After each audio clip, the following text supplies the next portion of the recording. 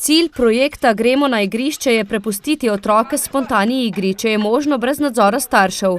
Česar si želijo, so nam zatrdili tudi otroci. Kar mi je najboljše, tukaj smo lahko otroci, kar smo, ne? In noben ne rabi biti, da smo v šoli ali pa kaj takega, ampak smo lahko navadno in se lahko igramo, razgrajamo, tečemo. Hkrati so ustvarjalni in se športno udejstvujejo.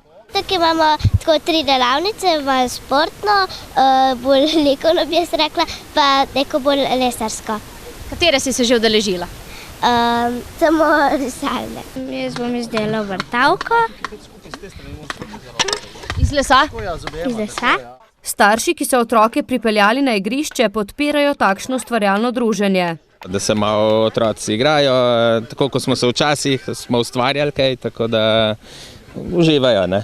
Zaslužni za prvo igralno popoldne v Novem mestu Gregor Udovč pravi, da je projekt sicer star že 3 leta. Začeli so ga v Kranju, nato v Ljubljani, zdaj je na vrsti še Novo mesto. V vsakem blokovskem naselju je veliko otrok, ki jih moramo spraviti ven in da se prosto igrajo na igriščih, kot smo se mi nekoč. Celo dopoldneve so v šolah zaprti, potem pa popoldne tudi doma. Mi pa želimo spraviti ven, ne glede na vreme, da se prosto igrajo brez nadzora staršev, tako kot smo se pač mi igrali v otroštvu. Zagotovijo jim likovni material, različne pripomočke in orodja, nekaterih otroci niti ne poznajo. Udeležba otrok je brezplačna, kar je tudi cilj, zato iščejo podpornike projekta, poudarja Udovč. Mestna občina Novo mesto jim je za pripravo 3 srečanj namenila 300 evrov. Predvidoma v maju bodo povabili otroke še v Plavo laguno v Ločno in na ulico Nad Mlini.